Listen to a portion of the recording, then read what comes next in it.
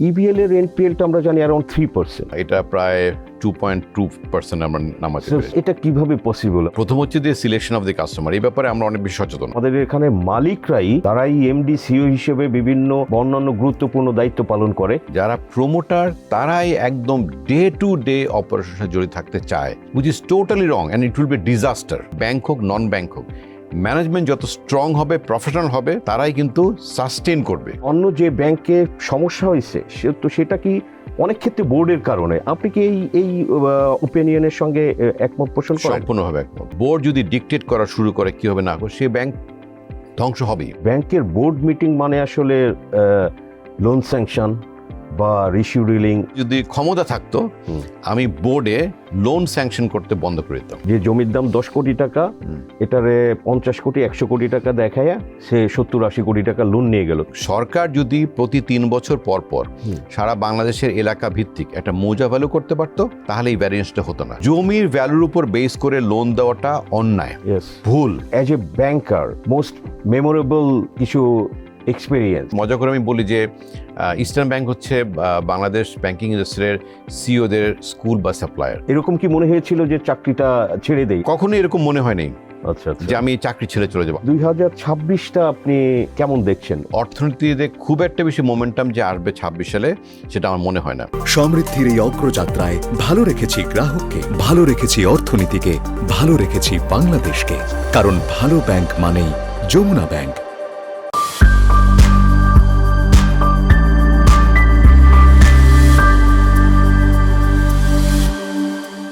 প্রিয় দর্শক, Jamuna bank presents TVS corporate টক্সে আপনাদের সবাইকে স্বাগত জানাচ্ছি। আমি সাজ্জাদুর রহমান। দর্শক, আমরা বিভিন্ন সময়ে এই পর্বে আলোচনা করি সেক্টরদের লিডারদের নিয়ে, বিভিন্ন খাত নিয়ে, ইস্যু নিয়ে।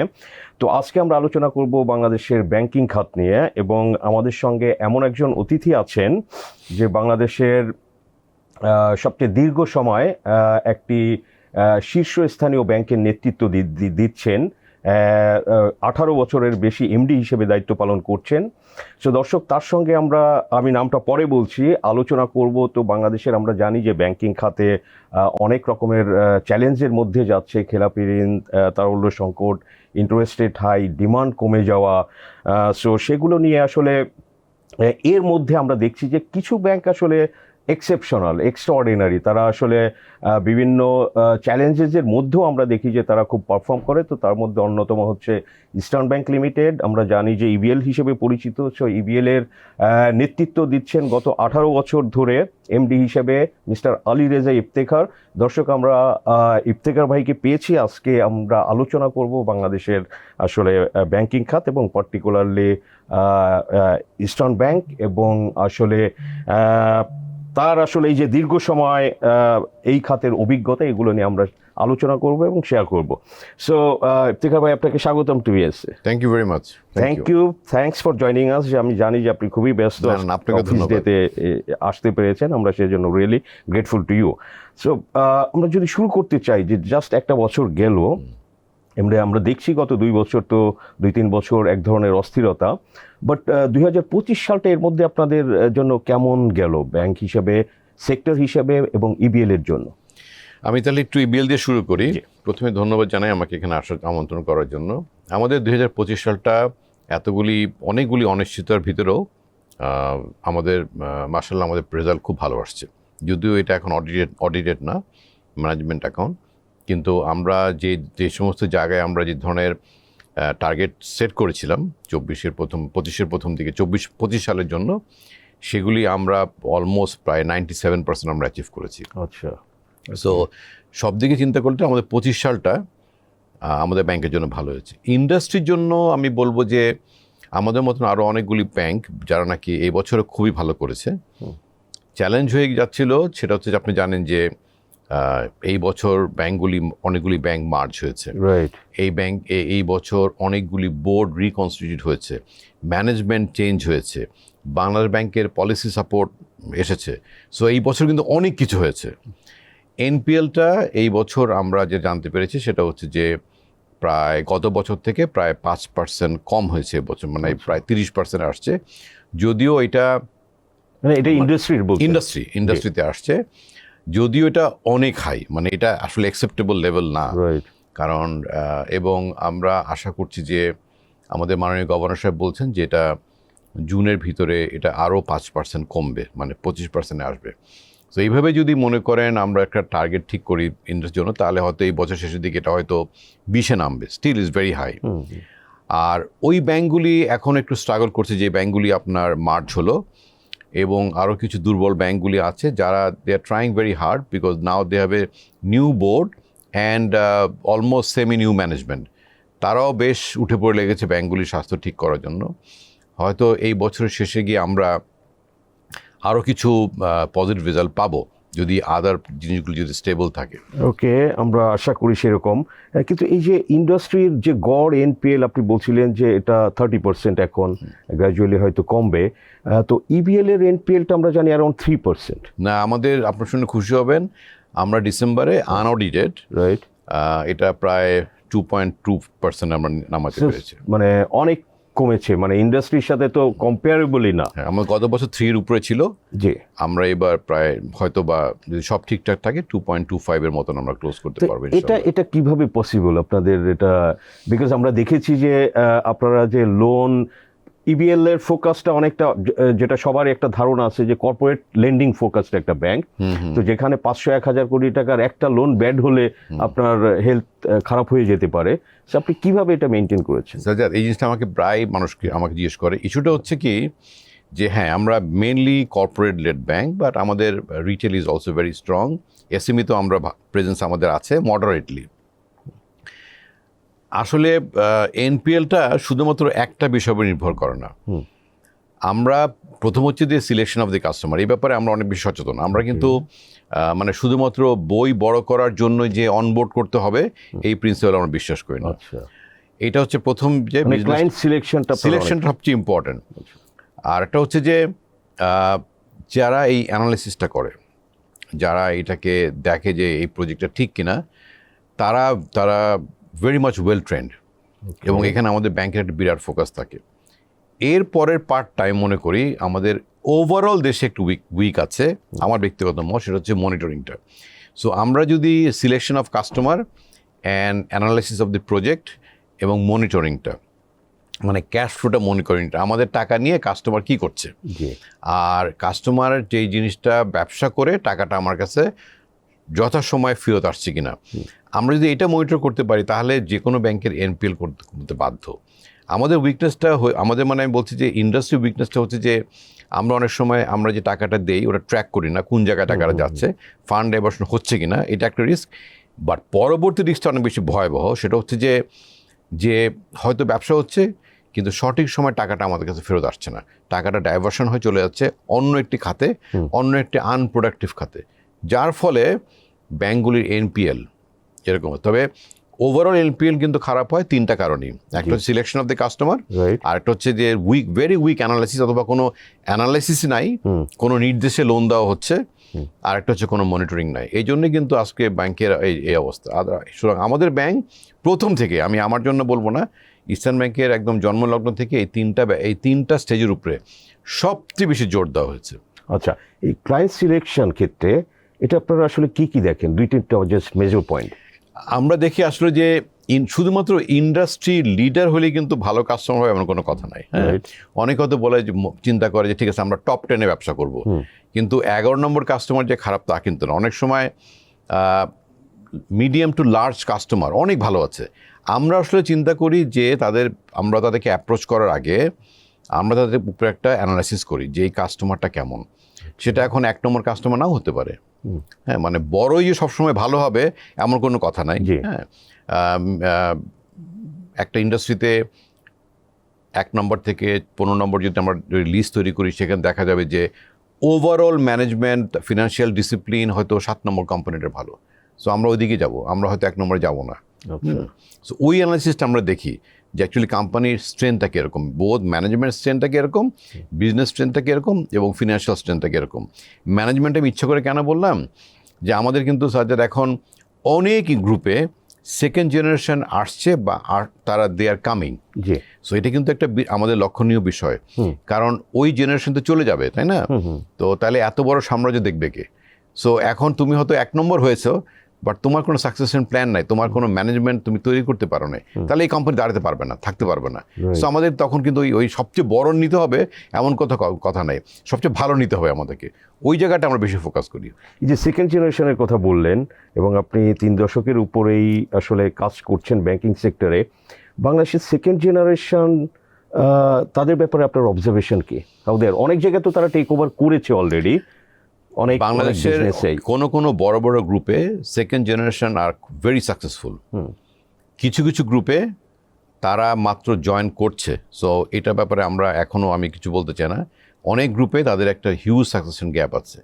দ্যাট ইজ দ্য ওয়ারিফাইং পার্ট, যে তারা তাদের যারা সিনিয়র যারা ছিল তারা চলে যাওয়ার পরে তারা তাদের সন্তানদের অথবা স্ট্রং ম্যানেজমেন্ট, আমি দুটোই কিন্তু বলছি, শুধু কিন্তু যে সাকসেশন কিন্তু মিন করা না যে আপনার ছেলে মেয়ে হতে হবে, আপনার স্ট্রং ম্যানেজমেন্ট আছে কিনা, প্রফেশনাল আছে কিনা, তাই না? একটা সময় অনেক আগে চিফ অ্যাকাউন্টেন্ট থাকতো, মনে করেন জাস্ট একটা বিকম পাস একটা ছেলে। এখন তো আমরা কিন্তু সরাসরি জিজ্ঞেস করি যে সরি, আমরা কিন্তু একটা প্রফেশনাল একটা মার্কেটিংয়ের লোক চাই, প্রফেশনাল সার্টিফাইড প্রোডাকশনের লোক চাই, সার্টিফাইড অ্যাকাউন্টেন্ট চাই। এটা কিন্তু আমাদের রিকোয়ারমেন্ট। ওরা না নিলেও আমরা বলি না, এগুলি থাকতে হবে। সো এই সাকসেশনটা important, strong management is also important.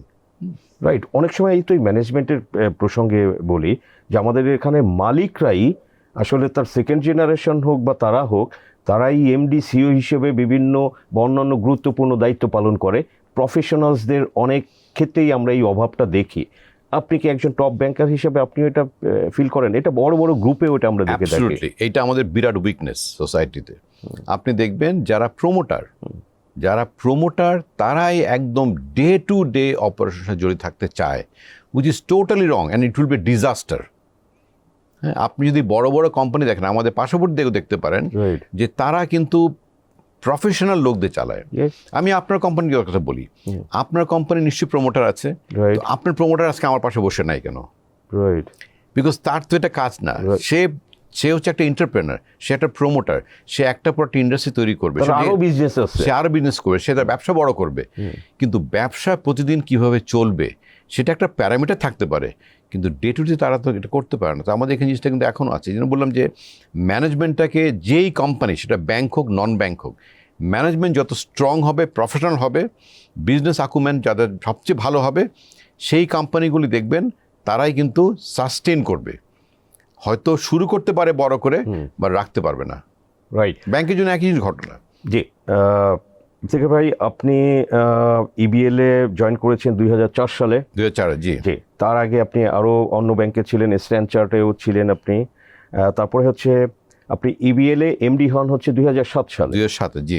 আচ্ছা, তো আপনি এই যে দীর্ঘ 18 বছরের উপরে এমডি হিসেবে ইবিএলকে নেতৃত্ব দিচ্ছেন, তো সামনে জানি যে আপনার আসলে রিটায়ারমেন্ট টাইম, প্রত্যেকে রিটায়ারমেন্ট থাকবে। জি, ইউর রাইট। একটু পার্সোনাল যদি জানতে চাই যে আপনার আসলে এই যে অ্যাজ এ ব্যাংকার আপনার ধরেন যে মোস্ট মেমোরেবল কিছু এক্সপিরিয়েন্স আমরা একটু দর্শকদের সাথে শেয়ার করতে চাই।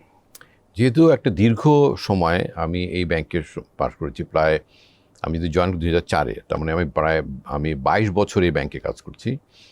আমার যদি মেমোরি থাকতে চান যে কোন জায়গাটা সবচেয়ে এনজয় করেছি, সেটা হচ্ছে যে আমার যারা কলিগ, তাদেরকে আমি আমার থেকেও ভালো লিডার বানাতে সক্ষম হয়েছি। আপনি শুনে হয়তো খুশি হবেন যে আমাদের ব্যাংকে কাজ করেছে এবং তারা এখন বিভিন্ন ব্যাংকের সিও হিসাবে, অনেক বড় বড় ব্যাংকের সিও হিসেবে তারা এখন কাজ করছে। আগে যেটা স্ট্যান্ড চার্ট থেকে তারাই আসলে বিভিন্ন ব্যাংকের সিও হতো। এখন আমি বলতে পারেন অন্যভাবে, মজা করে আমি বলি যে ইস্টার্ন ব্যাংক হচ্ছে বাংলাদেশ ব্যাংকিং ইন্ডাস্ট্রির সিওদের স্কুল বা সাপ্লায়ার। সো আমাদের এখানে আমাদের ব্যাংক থেকে কাজ করে সিও হয়েছে প্রায় 13 জনের মতন। তো যদিও কয়েকজন রিটায়ার করে গেছে।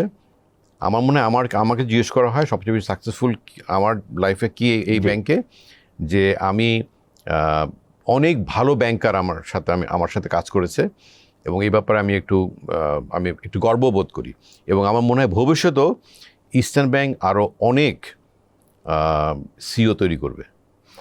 আপনার সাথে সাথে আসলে তো অনেক সময় বিটার এক্সপিরিয়েন্স, তিক্ত অভিজ্ঞতা, যে এরকম কি মনে হয়েছিল যে চাকরিটা ছেড়ে দেই, এরকম কোনো সিচুয়েশন আপনার কখনো না ক্যারিয়ারে? এরকম বই পর্যায়ে যায় নাই। দেখেন আমি কথা একটু অন্যভাবে বলি সাজ্জাদ, যে বোর্ডের সাথে বলেন বা সিনিয়র ম্যানেজমেন্টের সাথে বলেন, মাঝে মাঝে আমাদের ডিসএগ্রিমেন্ট আছে।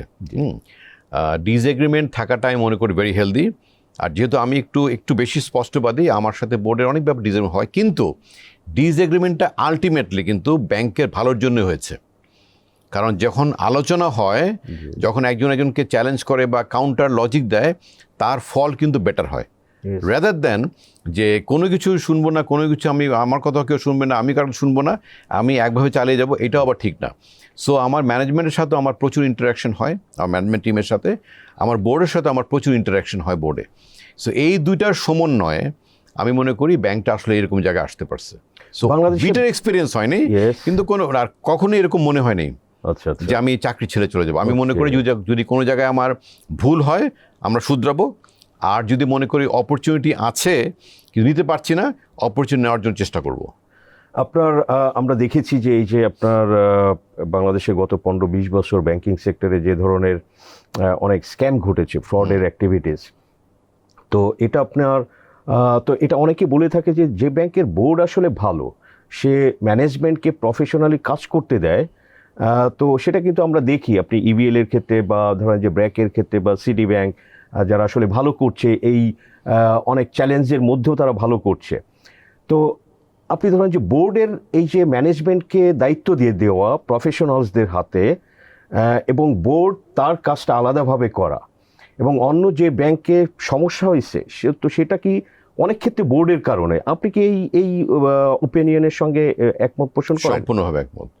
আপনি বোর্ডের কাজ করবে, ম্যানেজমেন্টের কাজ করবে। বোর্ড পলিসি তৈরি করবে উইদিন এ ফ্রেমওয়ার্ক, ম্যানেজমেন্ট সেই পলিসিগুলি ইমপ্লিমেন্ট করবে, এবং যেখানে যেখানে যদি কোনো চেঞ্জ লাগে, অ্যামেন্ডমেন্ট লাগে, পরিবর্তন লাগে, তারা বোর্ডের সাথে কথা বলবে। বোর্ড যদি ম্যানেজমেন্টের সাথে কাজ শুরু করে, ম্যানেজমেন্টের কাজ করে, বোর্ড যদি ডিকটেট করা শুরু করে কী হবে না হবে, সে ব্যাংক ধ্বংস হবেই। আমাদের হিস্ট্রিতে, ব্যাংকিং হিস্ট্রিতে আপনি দেখবেন যে সমস্ত জায়গায় বড় বড় স্ক্যাম হয়েছে, ঠিক আছে, সেটার জন্য ম্যাক্সিমাম বোর্ড মেম্বারে দায়ী। ম্যানেজমেন্ট ভুল করেছে হয়তো, আমি বলবো না যে ম্যানেজমেন্ট একদম কোনো কিছু ভুল করেনি, ম্যানেজমেন্ট ভুল করেছে, but they are directed. So আমার মনে হয় যে আমরা যখন এই গভর্নেন্সের কথা বলি সাজ্জাদ, আমরা এখন অনেক গভর্নেন্সের কথা বলি। গভর্নেন্সের একটা ফান্ডামেন্টাল জিনিস হচ্ছে যে বোর্ডের কিছু প্যারামিটার আছে, বোর্ডের কাজ করবে, বোর্ড ম্যানেজমেন্টকে ডেলিগেট করবে, তারা রিভিউ করবে, হ্যাঁ, কিন্তু প্রতিদিন বা প্রতি সপ্তাহে তারা যদি ম্যানেজমেন্টের সাথে মিলে কাজ করে, এইটা কোনো অর্গানাইজেশনের জন্য, সেটা ব্যাংক বলে না, ব্যাংক তো আরও বেশি, হ্যাঁ ব্যাংক তো বেশি, অন্য অর্গানাইজেশনের এটা সাস্টেন করতে পারবে না। আর ব্যাংকের তো অ্যাকচুয়ালি কোনো রকম মালিক বলে কোনো কিছু নাই, দে আর দ্য শেয়ার হোল্ডার্স। ব্যাংকের শেয়ার যাদের শেয়ার বেশি, তারা এজিএমে ইলেক্ট হয়ে তারা বোর্ডে বসে, রাইট, এবং তাদের একটা ম্যান্ডেট থাকে যে এতদিন তারা বোর্ডে বসবে, তারা ব্যাংক কীভাবে তারা একটা সামনের দিকে এগিয়ে নিয়ে যাবে। ওই ম্যান্ডেটে বাইরে গেলেই সমস্যাটা হয়ে যায়। সো যার পরিধির মধ্যে কাজ করতে পারলে কিন্তু সবচেয়ে ভালো হয়। এই যে ব্যাংকের বোর্ড মিটিং মানে আসলে লোন স্যাংশন বা রিশিডিউলিং এই ধরনের বিষয় শুনে থাকি, এটা কি আসলেই ঠিক? আপনার তো অনেক অভিজ্ঞতা। আমার ব্যক্তিগত মত, যে আমার কাছে যদি ক্ষমতা থাকতো, আমি বোর্ডে লোন স্যাংশন করতে বন্ধ করে দিতাম। কিন্তু পলিসি মানে লোন কিভাবে স্যাংশন হবে এই পলিসি বোর্ড তৈরি করে দিত। কিন্তু বোর্ডে এসে লোন স্যাংশন করার কোনো প্রয়োজন মনে আমি কেন প্রয়োজন মনে করেন? অনেক বছর বিদেশি ব্যাংকে কাজ করেছি, অনেক বছর। আমি দুটা ব্যাংকের একসাথে চিফ রিস্ক অফিসার ছিল বাংলাদেশে। আমাদের হাতে বা আমাদের রিকমেন্ডেশনে অনেক বড় বড় প্রপোজাল আমরা পাস করেছি, একটাও বোর্ডে যায়নি। যার যেটা স্কিল, যে রিস্ক বুঝে সে চেইন অফ কমান্ডের ওইদিকে গেছে, যে ট্রানজ্যাকশন বুঝে সে ওদিকে গেছে, যে অডিট বুঝে সে ওদিকে গেছে। সো যার যেটা স্কিল, সেই স্কিলের উপর বেস করে কিন্তু ফাইল শেপের দিকে যায়। আজকে যদি একটা $1 বিলিয়ন যদি ইনভেস্টমেন্ট হয়, হয়তো সেটার জন্য একটা বোর্ডে তারা একটা এনওসি নাই যে আমরা এখানে ইনভেস্ট করবো কিনা, কিন্তু স্পেসিফিক প্রপোজাল সেটা ওই লাইনে যারা এক্সপার্ট, তাদের কিন্তু ওই লাইনে এক্সপার্ট করা হয়েছে। বিভিন্ন ধরনের সার্টিফিকেট, ট্রেনিং, আপনার ডিগ্রি, এগুলি করে তাদের স্কিল সেটটাকে একটা ওই পর্যায়ে নিয়ে যাওয়া হয় যাতে করে এত বড় একটা ডিল তারা করতে পারে। জি সো ওই জায়গাগুলিতে আমি দেখেছি যে ওই লাইন যদি মেনটেন করা হয় তাহলে আপনার ভুল হওয়ার প্রবাবিলিটি কম। ভুল হবে না এই কথা কি বলতে পারে না, Right. বাট প্রবাবিলিটি অনেক কমে যায়। কিন্তু এটা তো ধরেন যে এই যে আপনারা বিদেশি ব্যাংকে কাজ করার অভিজ্ঞ অনেকেই বাংলাদেশে আপনাদের মতো এরকম সিওরা ছিলেন, তারপরে যারা গভর্নর হয়েছেন তারাও তো গ্লোবাল এই ব্যাংকিং স্ট্যান্ডার্ড এগুলো জানেন, তো বাংলাদেশে সেটা হচ্ছে না কেন? এটা হচ্ছে না আসলে, জানি না কেন হচ্ছে না, কিন্তু হওয়া উচিত। হয়তো বা কোনো একদিন হবে, কারণ বোর্ড পলিসি তৈরি করে দিবে, প্যারামিটার তৈরি করে দিবে, কিন্তু এটা বোর্ডে লোন স্যাংশন করার কোন, দেখেন আমি আপনাকে কথা বলি, বোর্ডে মনে করেন আপনি অনেক শেয়ার কিনেছেন, জি রিচ ম্যান, আপনি অনেক শেয়ার কিনেছেন, আপনি এজেমে আপনি অন্য একটা ব্যবসা করেন মনে করেন, সেটা আপনি এসে আপনি বোর্ডে বসলেন, বোর্ডে বসে আপনি একটা টোটালি একটা অন্য ইন্ডাস্ট্রি, জি হ্যাঁ মনে করেন আপনি কথার কথা আমি স্পেসিফিকলি আপনি বোঝানোর জন্য বলি যে মনে করেন আপনি পোলট্রিতে অনেক বড়, Yes. এখন আপনি গ্লাস ফ্যাক্টরিতে আপনি একটা বড় প্রপোজাল আসছে, ওখানে আপনার সে স্কিলটা নাই, রিস্ক অ্যানালাইসিস জিনিসটা নাই, আপনি বুঝেন ব্যবসা, তো ওই জায়গাটায় সমস্যাগুলি হয়ে যায়। হ্যাঁ, জি তো এখানে যদি প্রফেশনালরা যদি থাকে, বোর্ড যদি একটা পলিসি তৈরি করে দেয়, একটা প্যারামিটার তৈরি করে দেয়, এর মাধ্যমে আপনার লোন স্যাংশন হওয়া উচিত। রাইট। আপনার আরেকটা বিষয় একটু, এটা আমার খুব জানার ইচ্ছা যে বাংলাদেশে এই যে অনেক ক্ষেত্রে লোন, ব্যাংকের লোন এনপিএল হয়ে যাওয়ার ক্ষেত্রে আপনার মর্টগেজ একটা কারণ, বিকজ মর্টগেজটা খুব ওভার প্রাইসে মর্টগেজটা নেওয়া হয়, যে জমির দাম 10 কোটি টাকা, এটারে 50 কোটি 100 কোটি টাকা দেখায় সে 70-80 কোটি টাকা লোন নিয়ে গেল, তো সে তো জানে যে তার জমির দাম আসলে 10 কোটি টাকা, বা এই জমিটা ডিসপিউটেড ল্যান্ড, সেটাও অনেক ক্ষেত্রে হয়। তো এখানে আসলে ব্যাংকারদের দায় কতটা? আচ্ছা আমি আপনাকে বলি, শুধু ব্যাংকারদের প্রবলেম না, এখানে অনেক কিছু আছে। আপনার ডেভেলপ কান্ট্রিতে আপনি কিন্তু আপনার প্রপার্টি ভ্যালুয়েশন করতে পারেন, আপনি ওয়েবসাইটে দেখতে পারেন। আমি বলি আমাদের এখানে যে মোজা ভ্যালু আছে না একটা, আচ্ছা যদিও আপনি দেখেন আজকে যদি গুলশান আপনি যান দেখবেন যে প্রাইসে বেচা কেনা হচ্ছে তার থেকে অনেক নিচে মোজা ভ্যালু। দুইটা কারণ হতে পারে, একটা হচ্ছে যে প্রাইসটাকে বাড়ানো হয়েছে, অথবা মোজা ভ্যালুটা প্রপার হয়নি। সরকার যদি প্রতি 3 বছর পর পর সারা বাংলাদেশের এলাকা ভিত্তিক একটা মোজা ভ্যালু করতে পারতো, তাহলে এই ভ্যারিয়েন্সটা হতো না। কেন আপনাকে বলি, মনে করেন আজকে আমি গুলশান দিয়ে কেন বলি বোঝানোর জন্য, যে মনে করেন গুলশানে মোজা ভ্যালু মনে করেন এক্স, কিন্তু বিক্রি হচ্ছে মনে করেন x×4। দুইটা কারণ, এক্সটা হয়তো আমি বলবো যে বাজার মূল্য থেকে কম, হয়তো এটা মনে করেন 12 বছর আগে করা হয়েছিল, অথবা প্রপার ভ্যালু করা হয়নি। সো আমি যখন ভ্যালুয়েশন রিপোর্ট দেখি তখন ভ্যালুয়েশনটা কী করে, তারা দেখে যে আশেপাশে জমি রিসেন্টলি কত দামে বেচা কেনা হয়েছে, তো ও তো আমাকে বলবে x×4, সেখান থেকে হয়তো আমি মনে করেন কিছু ডিসকাউন্ট আমি মাইনাস করি, কিন্তু তাহলে কি হলো, ওই জমির মূল্য সে আমাকে x×4 দিল, এরপরের প্রিমিয়াম ধরা হয়, এতে করে ভ্যালু অনেক বেড়ে যায়। কিন্তু ব্যাংকে এখানে মৌজা মূল্যটা কেন, ব্যাংক যদি মৌজা মূল্য কাউন্ট করে, ওকে সেটা অনেক কম। আমার রিকমেন্ডেশন হবে টু দি গভর্নমেন্ট দ্যাট প্রতি 3 বছর পর পর আপনার ভ্যালুয়েশন করে মৌজা ভ্যালু ঠিক করলে, মৌজা ভ্যালু ঠিক থাকে, তাহলে আপনি আমাকে বেশি দিলে আমি আপনার শুনবো না, আমি কম দিলেও আমি আপনারটা অ্যাকসেপ্ট করবো না, আমি বেশি দিলেও আপনারটা অ্যাকসেপ্ট করবো না, আমি মৌজা ভ্যালু যেটা কারেক্ট, আমাদের সমস্যা মৌজা ভ্যালুটা কারেক্ট না, তাহলে কিন্তু এই জিনিসটা হতো না। আর ব্যাংকারদের ঘটনা হচ্ছে যে ব্যাংকারদের উপর একটা চাপ থাকে যে এটাকে লোনটা দিতে হবে, সো মনে করেন 10 কোটি টাকার প্রপার্টি, এটাকে ভ্যালুয়েশন করা হচ্ছে 40 কোটি টাকায়, তার উপর বেস করে 30 কোটি টাকা লোন দিচ্ছে। কিন্তু সাজ্জাদ, আমাদের এখানে বিরাট একটা ভুল আছে ব্যাংকারদের, আমি বলি জমির ভ্যালুর উপর বেস করে লোন দেওয়াটা অন্যায়, ভুল। আমি দুটাই বলেছি, ভুল এবং অন্যায়। কেন?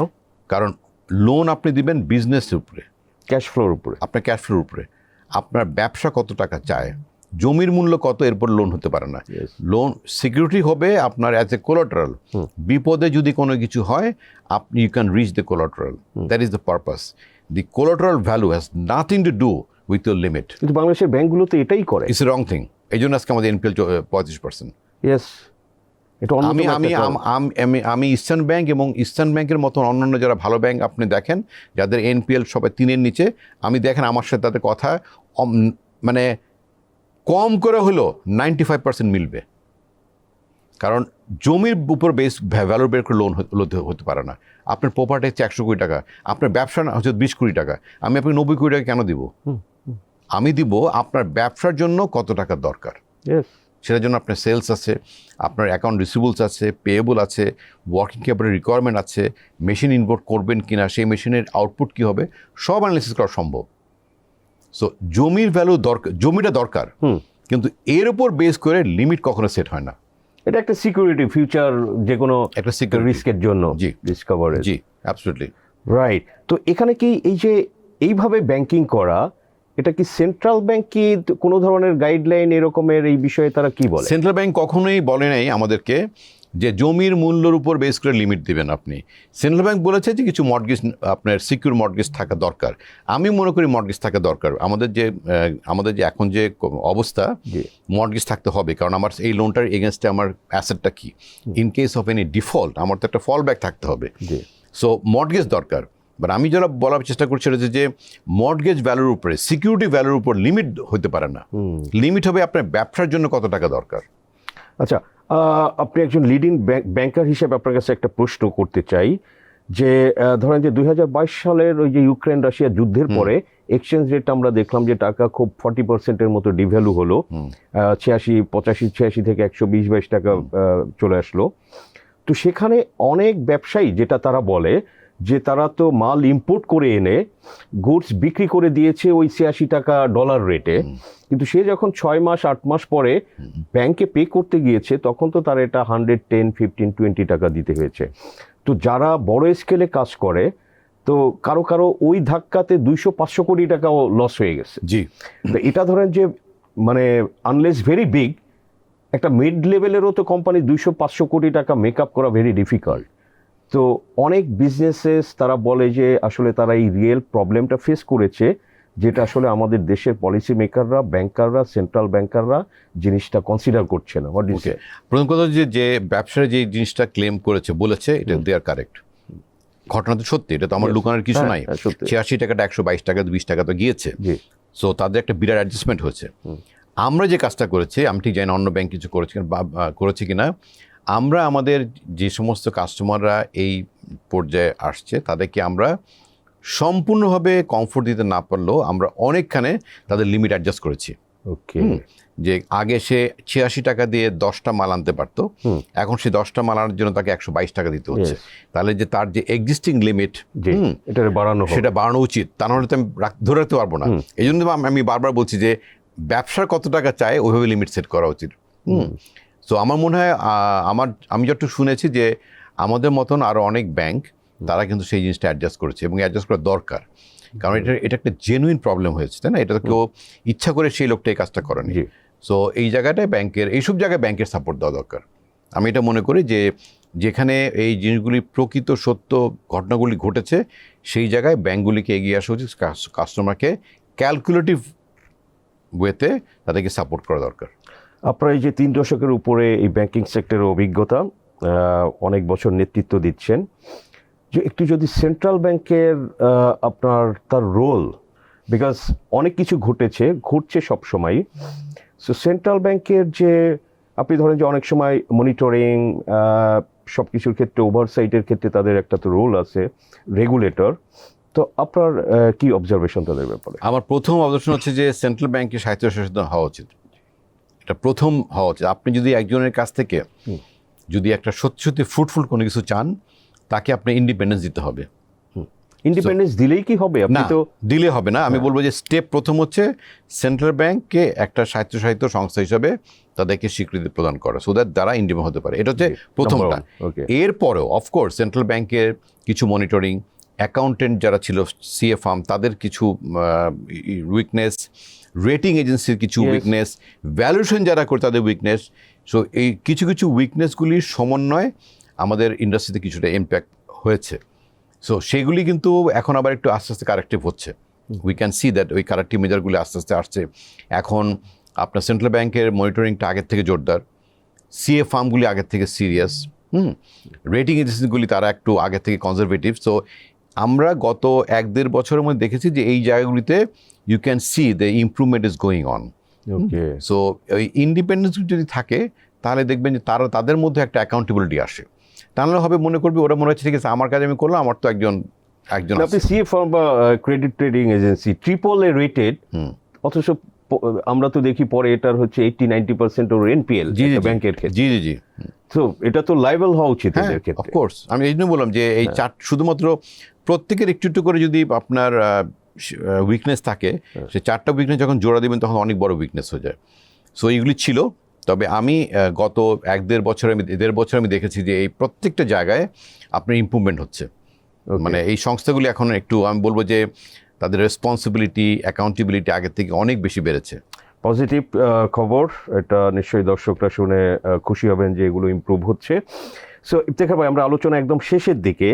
আমরা যদি 2026 শুরু হলো, আপনার এই মাসেই ইলেকশন, তো আপনি ওভারঅল অর্থনীতি, আমরা দেখছি যে গত কয়েক বছর ধরে স্পেশালি এই কোভিডের থেকে শুরু, তারপরে রিকভারি হচ্ছিল, তারপরে যুদ্ধ, তো বলা যায় যে আসলে 5 ইয়ার্স বাংলাদেশের ইকোনমি স্ট্রাগল করছে। 19 সাল থেকে আমরা একটু স্ট্রাগল করছি। Exactly 5-6 years. তো এই যে 2026টা আপনি কেমন দেখছেন ওভারঅল অর্থনীতি? অর্থনীতি আমি দেখছি হবে যে আমি বলবো না যে অর্থনীতি খারাপ, বাট অর্থনীতিতে খুব একটা বেশি মোমেন্টাম যে আসবে 26 সালে সেটা আমার মনে হয় না। আমার ক্যালকুলেশন এরকম যে ইলেকশনের পরে, আমাদের ইলেকশনের 4 মাস পরে আমাদের বাজেট আছে, জুন মাসে আমাদের বাজেট হয়। এই বাজেটটা ইম্পর্টেন্ট, এটা দেখতে হবে যে যেই সরকার আসবে তারা বাজেটগুলিকে কোন কোন সেক্টরে প্রাধান্য দিচ্ছে এবং ফান্ড অ্যালোকেশনগুলি কীরকম। সো বাজেট ইমপ্লিমেন্টেশন হওয়ার জন্য সময় লাগে, আপনি জানেন বাংলাদেশে। সো আমার মনে হয় 2026 সাল খুব একটা এক্সাইটিং হবে না ইকোনমিক পয়েন্ট অফ ভিউ থেকে। অর্থনৈতিক চাকা খুব একটা যে বাড়বে আমার মনে হয় না। এইটা আমার মনে হয় 25 সাল যেরকম ছিল সেই স্পিডেই চলবে, যদি পলিসিগুলি কারেক্ট করা হয়, যেসব সংশোধন আমরা আশা করছি সেগুলি হয়, এবং অর্থনীতিতে যদি আপনার মনে করেন যদি ইনভেস্টমেন্ট আসে, both international and domestic investment যদি বাড়ে, 27 সালে গিয়ে আপনি হয়তো আমরা দেখব যে আমরা কিছুটা পজিটিভ জিনিস দেখতে পাচ্ছি। জিডিপি বলেন, ইনফ্লেশন কমে আসতে পারে যদি সরকার যদি সাপ্লাই এবং ডিমান্ড দুটো যদি ভালো ব্যালেন্স করতে পারে। শুধু একটা করলে কিন্তু হবে না, তাই না? এই দুটো যদি ব্যালেন্স করতে পারে, ইনফ্লেশন কমে আসবে, তখন ব্যাংক রেটও কমে আসবে। আপনি রিসেন্টলি বাংলাদেশ ব্যাংকের গভর্নরের বিভিন্ন প্রোগ্রামে আপনি দেখেছেন যে উনি এই মুহূর্তে ইন্টারেস্ট রেট কমাতে রাজি না। তার কারণ হচ্ছে, লজিকটা হচ্ছে যে আমাদের ইনফ্লেশন এখনও হাই আছে। যখন আমার সাপ্লাই এবং ডিমান্ডের মধ্যে একটা সামঞ্জস্য যদি করতে পারে, তাহলে ইনফ্লেশন কমে আসবে। ইনফ্লেশন কমে আসলে আমার ইন্টারেস্ট রেটও কমে আসবে। হ্যাঁ, ইন্টারেস্ট করে আসলে আমার ডিপোজিটও কমে। তো সবগুলির একটা আস্তে আস্তে কমলে আমার মনে হয় 27 সালের আগে আমি বড় কোনো চেঞ্জ দেখছি না। আচ্ছা, জাস্ট একদম শেষ প্রশ্ন, আপনার যে নতুন যারা ব্যাংকিংয়ে ঢুকছে বা এখন যারা আসলে অলরেডি শুরু করেছে, এই যে লিডারশিপ রোলে যারা যেতে চায়, যারা অ্যাম্বিশাস আছে, অ্যাসপাইরেন্ট, অনেকে অ্যাসপিরেশন আছে, তো হোয়াট ডু ইউ থিঙ্ক যে তাদের কী ধরনের কোয়ালিটি থাকা দরকার লিডার হতে গেলে, স্পেশালি ব্যাংকিংয়ে? আমি মনে করি যে কোনো লিডারশিপ রোল যাওয়ার জন্য সাহস দরকার। সবাই লিডার হতে চায় না, কিন্তু আপনি নিশ্চয়ই জানেন সবাই সাজা লিডার হতে চায় না। তারা মনে করে আছে ঠিক আছে, আমি যেভাবে কাজ করি আমি এভাবে আমার জীবনটা পার করতে। সো লিডারের একটা স্বপ্ন থাকা উচিত যে আমি বড় হয়ে আমি কাজগুলি করব, দায়িত্বশীল নিব। দায়িত্ব নেওয়ার সাথে সাথে আমার একটা সাহস থাকা উচিত যে দায়িত্ব নেওয়ার জন্য আমার কী সাহস দরকার করতে হবে। কিছু বোল্ড স্টেপ নিতে হবে এবং আপনাকে ক্রিটিসিজম আপনাকে ফেস করতে হবে। আমি আমার এই 65 ইয়ার্সে আমি এমন কোনো পৃথিবীর কোনো মানুষ আমি পাই নাই যে গ্রেট লিডার হয়েছে কিন্তু তার কোনো ক্রিটিসিজম নাই। আচ্ছা, ঠিক আছে। আপনি লিডার হলে আপনাকে বিভিন্ন স্টেপ পার হতে হবে, আপনাকে অনেক চ্যালেঞ্জ অ্যাকসেপ্ট করতে হবে, আপনাকে অনেকগুলি সাহসী পদক্ষেপ নিতে হবে। এইগুলি করার জন্য হয়তো বা আপনি কোনো জায়গায় ক্রিটিসাইজ হবেন, সেটাকে আপনাকে নিজেকে কারেকশন করতে পারবেন, কিন্তু ক্রিটিসিজম হবেন। সো এটাকে ভয় পেলে চলবে না। আপনি যদি মনে করেন আমি শুনতে চাই না আমার বিরুদ্ধে বা আমার কাজের ব্যাপারে, তাহলে আমি কোনো লিডার হতে পারবো না। আমাকে একটা বড় স্বপ্ন নিয়ে আগাতে হবে, আমাকে একটা বোল্ড স্টেপ নিতে হবে আমার ক্যারিয়ারের বিল্ড আপের জন্য, আমাকে সাহসী পদক্ষেপগুলি নিতে হবে, কিছু জিনিস যেগুলি ঠিক না সেগুলি চেঞ্জ করতে হবে এবং ক্রিটিসিজমগুলিকে অ্যাকসেপ্ট করে নিতে হবে, আমাকে শুনতে হবে। কিছু ক্রিটিসিজম আসবে যেটা আপনি কারেকশন নিজেকে করতে পারবেন, আর কিছু আপনাকে নিতে হবে যে আপনি জানেন আপনাকে ক্রিটিসাইজ করা হচ্ছে বাট করার কিছু নয়, ইউ মার্চ ফরওয়ার্ড। মানে ভিন্ন মতটাকে আসলে মানে গ্রহণ না করা হোক, রেসপেক্ট দেখানো। হ্যাঁ, না আপনার ভিন্নমত হবে, জি। কিন্তু আপনি থেমে থাকেন না। Right. আপনি যদি মনে করেন যে না আমি একটা কথা বললে উনি রাজি না, তাহলে আমি কাজটা করবো না, তাহলে তো হলো না। ইফ ইউ আর কনফিডেন্ট, আপনি যদি মনে করেন এই কাজটা আপনার জন্য সঠিক জি। এবং এটা আপনার ইনস্টিটিউশনকে হেল্প করবে, সেই কনফিডেন্স যদি থাকে, I think you should march forward, you'll be successful. Right.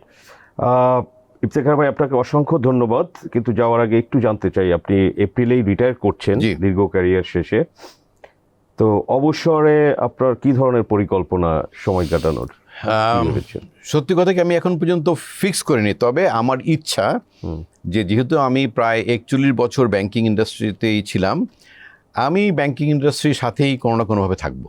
আচ্ছা। অথবা যদি কোনো সুযোগ পাই যে অন্য কোনো প্ল্যাটফর্মে একটা দেশের জন্য ব্যাংকিং ইন্ডাস্ট্রিকে ভালো করা যায় কিভাবে, ঠিক আছে, অন্য কোনো রোলে, জি। আমি এরকমও চিন্তাভাবনা করছি। সো অসংখ্য ধন্যবাদ ইফতেখার আপনাকে ভাই, ধন্যবাদ, TBS এ সময় দেওয়ার জন্য। Thank you very much. Thank you. দর্শক, আমরা আলোচনা করলাম mister Ali Reza Iftekhar, managing director, Eastern Bank Limited, বাংলাদেশের অন্যতম সেরা ব্যাংক আমরা জানি। দর্শক, আমরা EBL, overall banking sector, central bank এবং ইকোনমি বিভিন্ন বিষয় নিয়ে একজন শীর্ষস্থানীয় ব্যাংকার, তার সঙ্গে আমরা বিশ্লেষণ করলাম এবং আপনাদের সাথে শেয়ার করলাম। দর্শক, আমাদের আলোচনা ভালো লাগলে লাইক করবেন, শেয়ার করবেন। আপনাদের সবাইকে ধন্যবাদ।